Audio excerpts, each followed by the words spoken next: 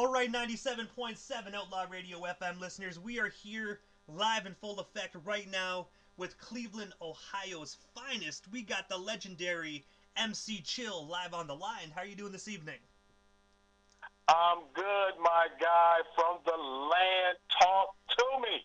I gotta say, man, first and foremost, you are an absolute legend. You know what I mean? You gave birth to some legendary music that is still being played today, man. So just in advance, thank you so much for giving us a little bit of your time this evening. I appreciate that, man. I appreciate the love. I appreciate anybody just, for the culture or for the music. This really been getting into it for this long about stuff that I did that long ago. I appreciate any love and respect, no doubt. But Chill, I want to take you right back to the very beginning of things, man. I gotta ask you, what inspired you and sparked you to actually get into the music industry initially? Because you're one of the first let me correct myself. You're the first hip-hop artist actually out of Cleveland, so you started a trend there, man. You're a pioneer out in Cleveland, so what actually made you decide to get into hip-hop? Probably the same as anybody else that was not, in New York City or the East Coast. When I heard the song Rapper's Delight, like almost everybody else outside of the East Coast, this new, incredible, amazing form of saying rhymes over fat beats. The very second I heard it, it was like I felt the earth stop moving. And I knew that things were never, ever going to be the same. I didn't know that they weren't going to be the same for me, but I knew that the world would never be the same again. And also as well, man, I've heard Rapper's Delight is an absolute classic, as you already know. I heard a lot of individuals say, that that song actually really inspired them, man. And I gotta say, it is one of hip-hop's very first groups, so most definitely, I think they're going to be inspiring individuals for many, many more years to come. Yeah, no doubt. And I'm saying it was, not just necessarily Rapper's Delight, but obviously that was the first thing I heard, but not long after that, I heard Curtis Blow, I heard Sequence, I heard Grandmaster Flash the Furious 5. It was just back to back to back to back, just fatness, man, of just incredible ground-shaking stuff. So, yeah, I was hooked from the very beginning. And as I mentioned a few moments ago, you were actually Cleveland, Ohio's very first hip-hop artist. And I have to ask you, how does it feel knowing that you paved the way for every single artist that comes out of your hometown? Oh, man, it's good. I'm like the OG around the land in Cleveland. And, the younger hip-hop heads around, they know me. I'm the OG, but I still got bars, so they don't come to me crazy. But, it's cool. But, not just in Cleveland, bro. The Midwest. I don't know if anybody, had a national record deal outside of Cleveland, in Ohio, in the Midwest. And certainly, Busta's Rhyme hit Billboard Top 100 in January of '86. I really don't know of any New Yorkers or East Coast artists that even was on Billboard that early. It may be, but I don't know who they are. But I gotta tell you, as you say, like, you're the OG and whatnot, obviously, but do individuals in your city ever come up to you, like, young, inspiring artists and be like, yo, Chill, like, can I get some advice? Like, what do I do to be like you? Do you ever get, like, young artists coming up to you on the street and whatnot? Yeah, well, younger artists, see me around because, I'm around in the city doing a lot of other things. I'm a journalist. I've been a journalist for 30 years, so I've been writing for newspapers, magazines. They've seen me doing spots on, television, local network affiliates. So people know me, and I could never shake the Chill part of my name. So, if they don't know me as MC Chill, they know me as Kevin Chill Hurd, and then they want to know where the Chill part comes from. Or, in hip-hop, in Cleveland, they can't really avoid when they start talking about, because, of course, everything's going to go back to Bone Thugs and Harmony, and big ups, those my nephews. So, then somebody will say Bone, and they'll be like, well, you know what? But the first cat was MC Chill. So people are, roll up on me and check me out or search me down and just talk to me about it. A lot of people, younger cats, may not know about it till somebody tells them. It's not like we got a Cleveland history book. We need one, but when they come, I'm certainly free with my information, and I love all my new school hip hop cats. And also, while we're still talking about the 80s and whatnot, man, in the early 80s, before the record deal and whatnot, yourself and a couple friends actually formed the hip-hop group, the Bomb Squad. I was wondering, what's the story behind the Bomb Squad? And of course, how did you actually meet the other two members? Oh, man, you know what? I went to check some of your interviews, and I heard you interviewing MC Shan. And I heard Shan say, yo, man, you do your homework. So, yeah, no, for sure. Cleveland's first, and I'll say it like I heard Mel say about Flash and them, the first supreme rap group out of Cleveland. And it was myself, Kid Finesse, Winnie G, and so it was four actually, and DJ Cochise, who is pretty much hailed as Cleveland's first hip-hop star. He was a DJ. As most hip-hop stories start in the beginning, it starts with a DJ. And, he won this club-style showdown on the major radio station and brought us down as part of the group, the Bomb Squad. But, yeah, we got together because we heard some other cats rapping, and people knew us individually as the MCs around. And so we found each other, formed a group, and became the Bomb Squad. And, man, and then we added a female, Carmela, the Mellow Ice-T, and she can be heard on my album on children's rhymes and prophecy, actually dropping bars. So on prophecy, she was that female voice that people will hear saying, like a bird in a cage, she will fly in the night. So that's her, but she was also a Bomb Squad. She was on +1, like Sha Rock with Funky 4. And I gotta say as well, you guys as the Bomb Squad, did you guys ever actually do any early records or whatnot, or you guys kind of just did shows and whatnot? We did. I think we recorded 2 songs, and this was, in the early days. You're talking about like maybe 1982, 83. Maybe 80, closer to 82, and we, it was well, first of all, even when I started recording my MC Chill album in 85, it was something that Cleveland had not yet experienced, having an MC come to the studio. They didn't know how to engineer it, plus we had a DJ scratching and a human beatboxer, so no studio in Cleveland had ever done anything close to that, even in 1985. So, and you're talking about 82, us trying to make a rap record. That was crazy. So the best we got was an acetate. For all the OGs who know what an acetate is, we did an acetate, made a bunch of copies, and we rocked that on the block for a while.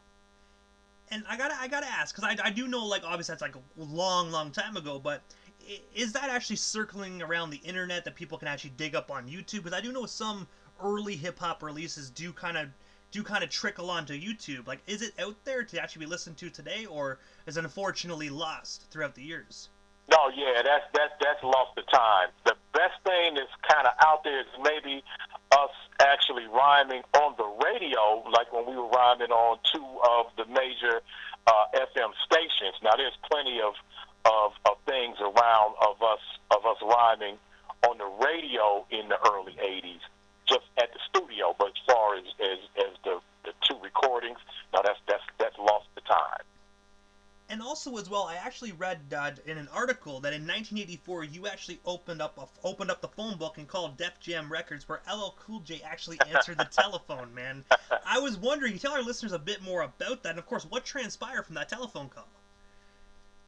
Yeah, no, I met the gentleman who was to become my manager, Amos Red Turner, who I shouted him out in a couple of songs, Nightmare on Chill Street, and I believe Buster's Rhyme. I shouted out my manager, Red.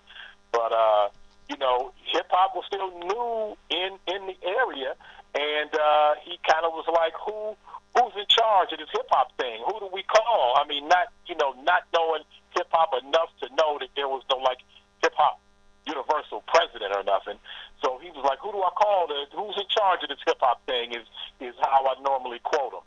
And the best answer I could give him was Russell Simmons. And so this is like '84. We called up the operator for Def Jam Records, and LL Red made the call and said, "Yo, man, there's somebody named LL answered the phone." I'm like, "LL Cool J?" He's like, "You know who he is?" I'm like, "Yeah, he made I Need a Beat." I mean, L hadn't been out that long, but I certainly knew who he was. So yeah, that's how long ago that was. You called Def Jam and LL Cool J answered the phone. So that was crazy. So what became of it? Pretty much the process that we had to go by. You need some demos, holler back at us. Plus we calling from Cleveland. They thinking like, okay, ain't nothing gonna come of this. Because before me, I don't even know. Please, somebody tell me a non-New Yorker signed to a distinct New York label. So, when did that happen? Who was that person other than me? So, I think, Def Jam, we talked to Russell, we talked to Tony Rome, we made Bill Stephanie I end up talking to, gave us really good advice that we followed, and it ended up us getting the deal later on with the iconic Fever Records. And I gotta say as well, because that's what's actually next to my list was Fever Records. And you actually talked about how you got that deal, but I gotta ask you, because obviously, you were like the Cleveland's first signed star, man. So obviously that was really early on within the hip hop days. So when you were at Fever Records, like, what was the energy like? Because you must have been mixed up with different genres of music. Like, how did they treat you coming in there as a hip hop artist? Oh, man, it was really, first of all, it was so much. I knew when I got the call, it said that, they want to sign you to Fever Records. I automatically knew what that meant. It was bigger than just me having a record deal. I could have gotten a record deal with Profile or Def Jam or Mercury, Capitol. It could have been a major.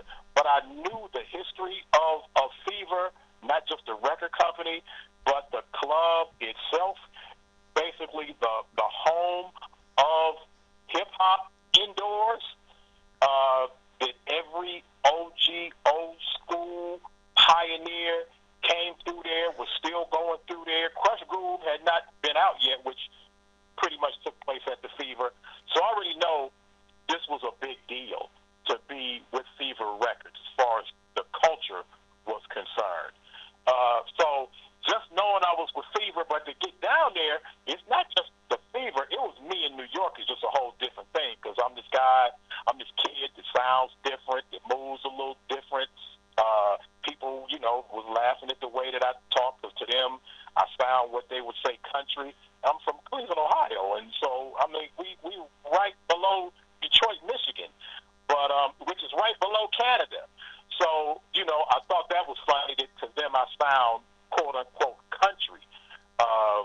But, yeah, so, I guess I took a little getting used to for artists. And I'll talk about that later with Dana Dane and UTFO, a lot of the cats, Fresh Gordon, that I work with, that I was probably like the first non-New York or East Coast cat that they have really got down with, on the hip-hop tip.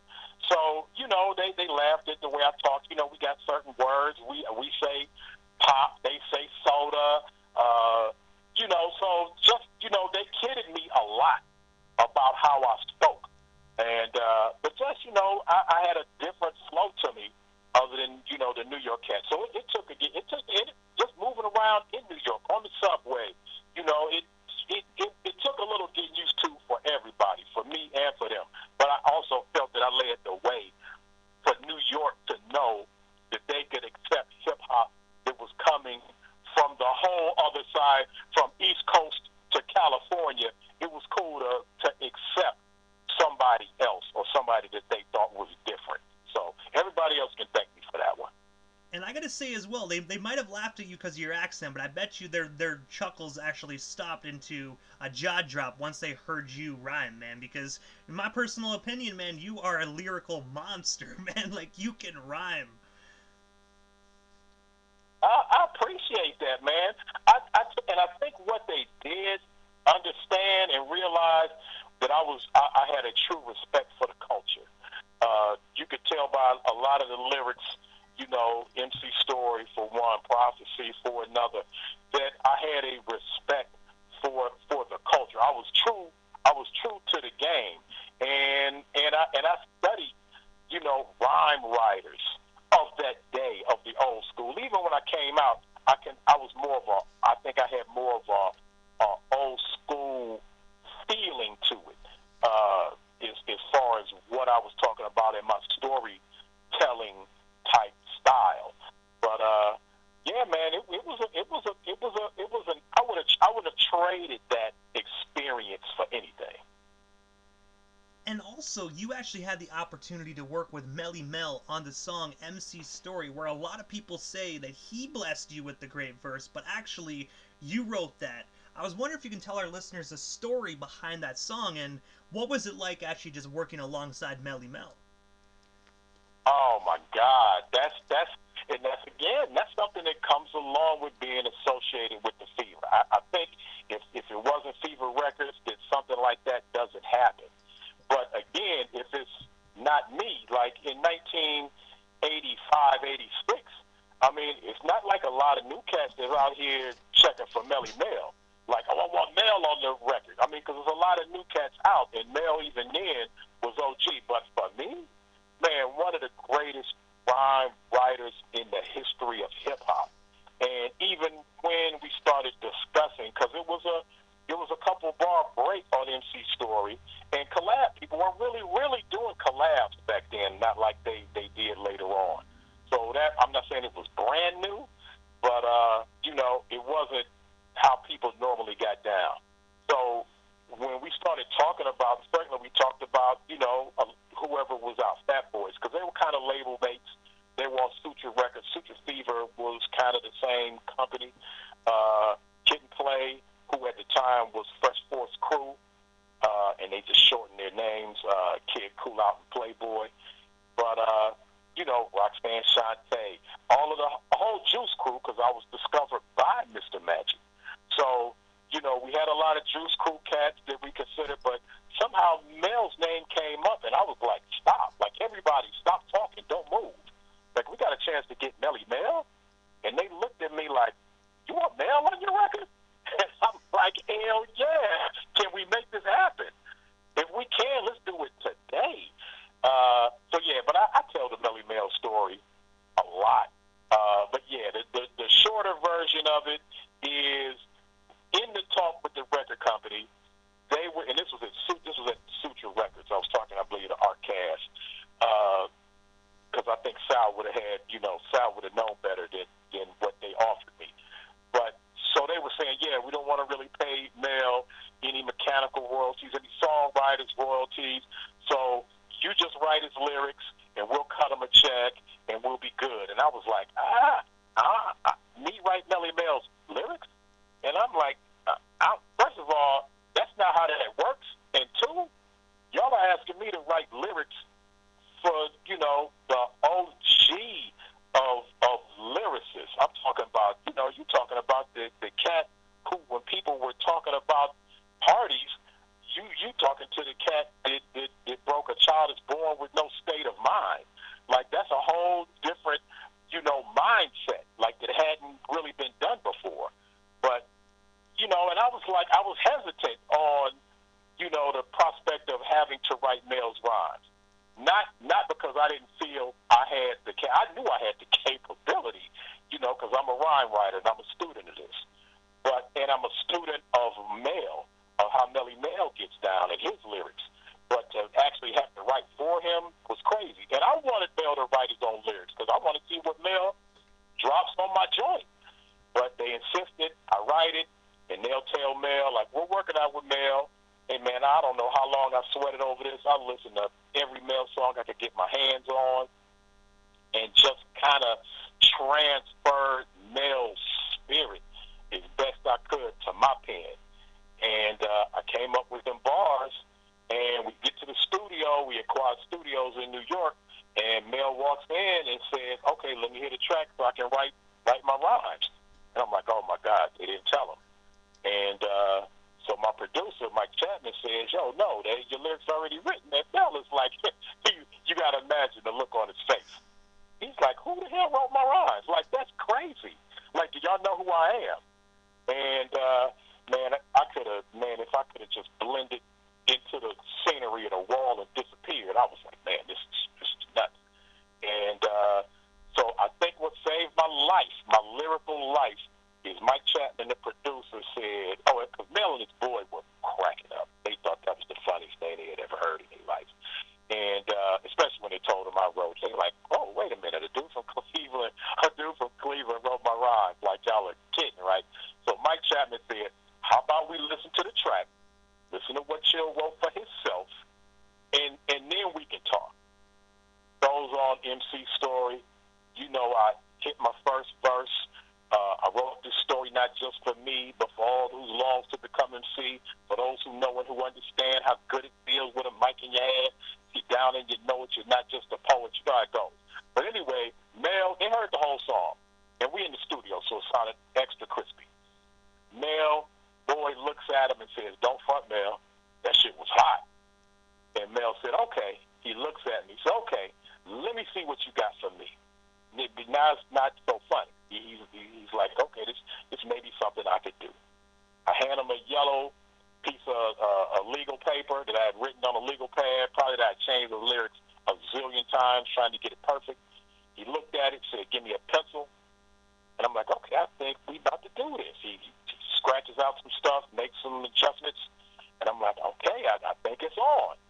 Goes in the booth, drops my lyrics word for word. The only change he made at the end, I said something like, and I go by that. I go by Grandmaster Melly Mel, and I think at the end he said, "In my code is Grandmaster Melly Mel." He added code. That's what he changed.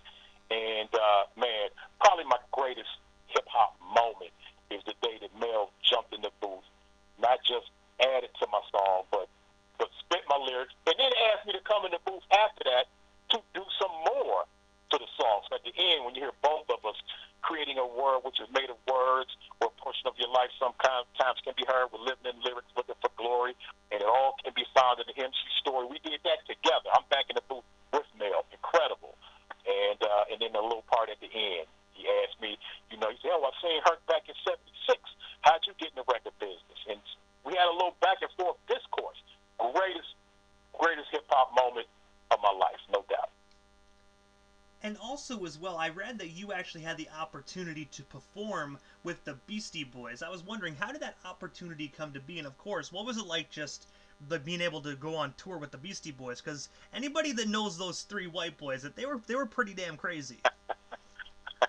The funny part was that it came to us, in our contract, it was a part of the Raising Hell tour.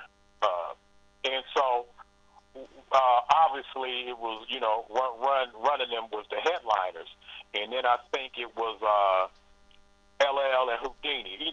But it was top to bottom, like running them, Houdini, LL, and then us. But when we get to the venue, they saying that it's the Beastie Boys and then us. Oh, we went nuts. We like, wait a minute. We supposed to be, we not coming on before the Beastie Boys. That was a problem. And, no disrespect to the Beastie Boys, but, we wasn't really having that. And, was willing to cause a little commotion. But, so they acquiesced. Not the Beastie Boys. I don't know whoever the promoter was. And so actually the Beastie Boys came on before us. And which now I think is hilarious because, obviously the Beastie Boys are legendary. Man, License to Ill is, song for song, one of the greatest rap albums out. I mean, people might not want to admit it, but, man, that album is dope. and we really didn't get a chance to interact with the Beastie Boys at that time, but we did. We're running them, which again was super dope because at that time, you know, running them are the kings, undisputed. And but you know, we did shows with all of them at the actual Fever. We're at the Fever anniversary. We performed with all of my heroes. With Run, you know, Grandmaster Flash, and then was on stage, and Love Bug Starsky. You can't come to the Fever and not know about. I mean, Live at the Fever is like the anthem of the actual club, the Fever. And I was coming in as Starsky was leaving, so maybe a lot of Bronx people thought that was a bad deal. we traded Love Bug Starsky for a kid from Cleveland. Like, what the hell kind of exchange is that? But I eventually also won the Fever, the club, the Bronx people, the OGs. You know, I think I finally won them over with just, you know, how true I was to them and to the culture and to the South Bronx. So I think it all ended up cool.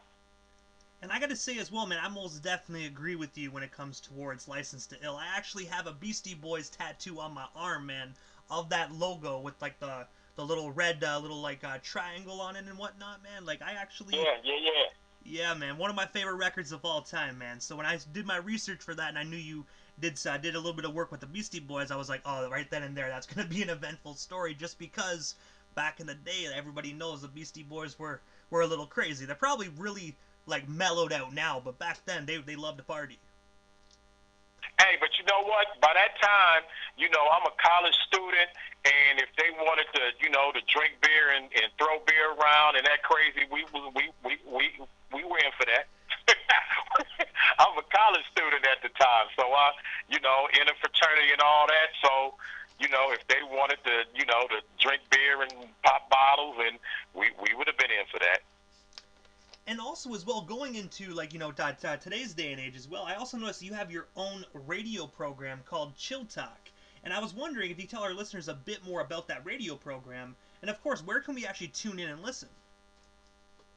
Well, we started, firstly, I started doing radio while I was still a recording artist. So I started, when I had Nightmare on Chill Street out, I started doing a show on the FM station here at WZAK, which became part of the Radio 1 national conglomerate throughout the states. But it was like a pioneering radio show back in the mid to late 80s, and I patterned it after Mr. Magic's Rap Attack, who was, like, again, I said, the person who discovered me in the first place. That's how I even got the Fever, was through Mr. Magic Sir Juice, head of the Juice crew, Mr. Magic's Rap Attack with Molly Mall. But I patterned my show after the Rap Attack, and we had one of the top, you know, radio shows across the country, maybe across the world. But then later on, I come back to radio, and I was doing the show at Radio 1, and I called the show Chill Talk. But now, because COVID came around, that we didn't go into the station anymore, and we still haven't returned back to the station because of COVID. But so I started just doing the show from my radio page on Facebook and then to my YouTube channel. So people, but I'm actually started out as a newspaper journalist and a magazine journalist. Actually, right now I'm the president of the Greater Cleveland Black Journalists Association. But yeah, so I started doing this radio thing, Chill Talk, and people can catch it on Facebook, my Facebook radio page at Chill Talk to Me, with the number 2, not spelled out, but the number 2, Chill Talk to Me. Or they can catch it, most of all the shows, on my YouTube channel, it's the Kevin Chill Herd YouTube channel. But, you know, we do everything. We talk politics, sports, entertainment, you know, films, and, of course, hip-hop. And I've gotten a chance to do a really crazy interview with my man Fresh Gordon, Gordy's Groove, who was the producer of Nightmare on Chill Street. And actually, he wouldn't mind, he said it in the show, he had just gotten out of jail. He